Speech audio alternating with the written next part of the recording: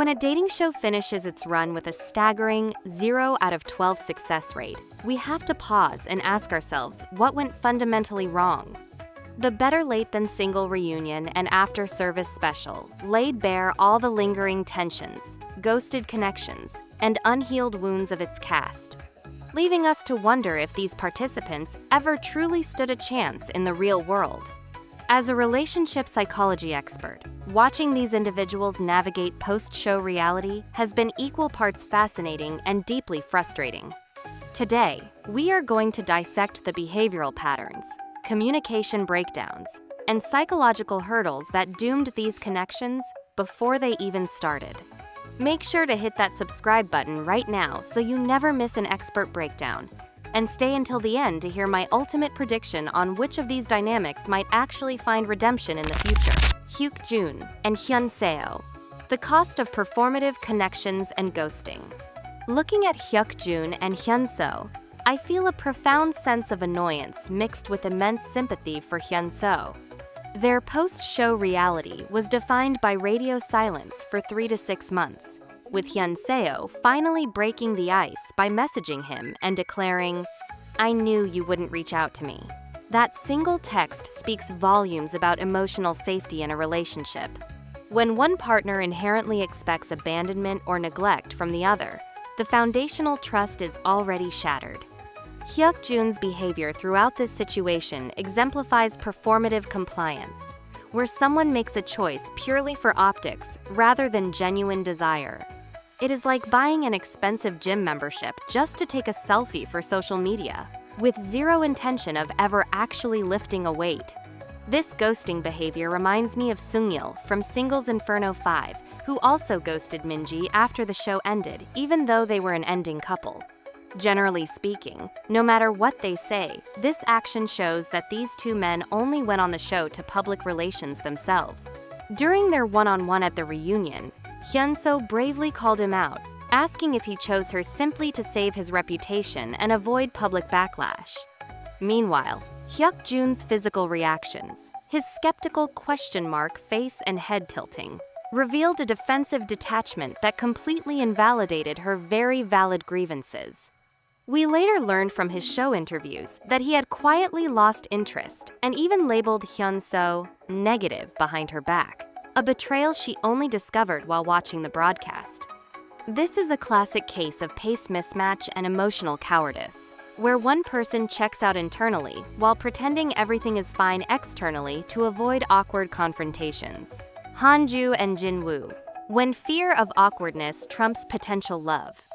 Moving on to Hyun-Seo and Jin-Woo, I find myself feeling genuinely sad and somewhat baffled by how this dynamic dissolved.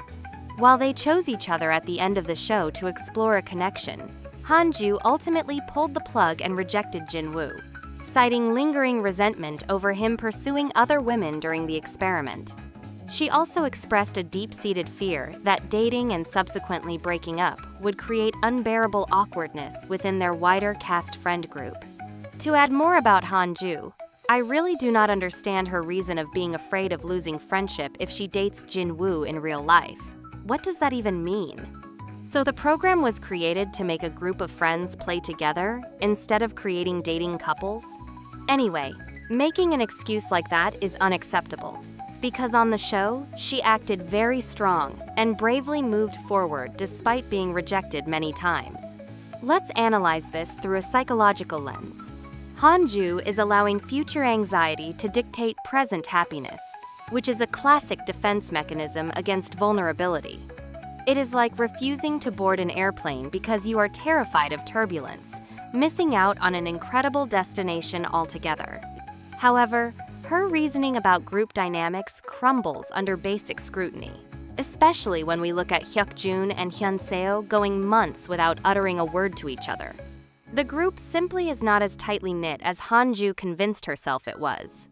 Jin-Woo, on the other hand, presented as a good guy whose underlying lack of self-confidence clearly stems from his family background, making him hesitant to fight hard for what he wanted. Hyun-Seo's hesitation shows us that when past hurts are left unresolved, they act as invisible tripwires that sabotage potentially rewarding futures.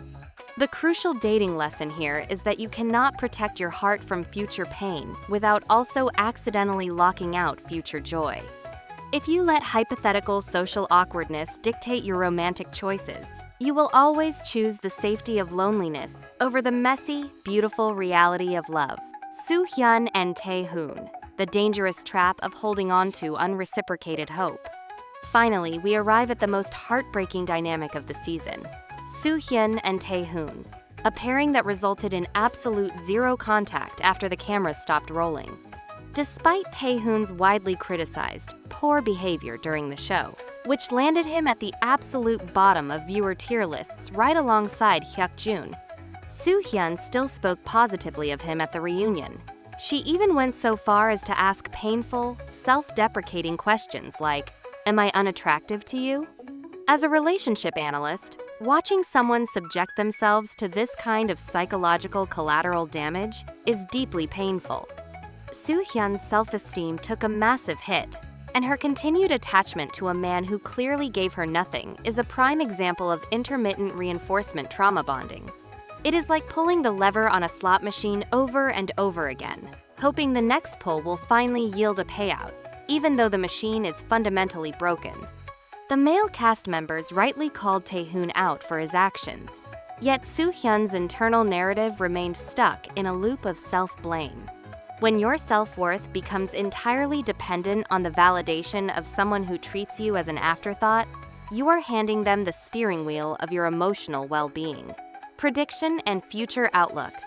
Comparing this cast's utter failure to launch to similar dynamics in the singles Inferno franchise, where contestants also struggle to transition short-form island romances into long-term real-world commitments, we can map out a pretty clear trajectory.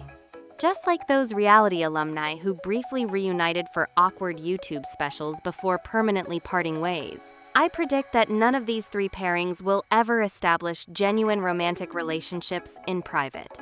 The underlying issues, ranging from Hyuk-Joon's performative avoidance and Hanju's fear of social awkwardness to Soo-Hyun's misplaced hope, are simply too deeply rooted for a 10-day television experiment to cure.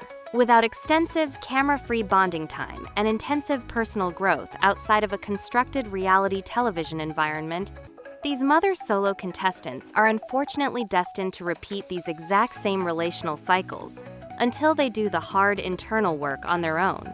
What do you think is the biggest barrier keeping these cast members from applying what they learned outside of the show? Do you believe any of them actually have a secret, lingering chance at love? Or are they completely done for good? Let me know your thoughts in the comments below, and make sure to subscribe for more deep dive relationship analyses every single week.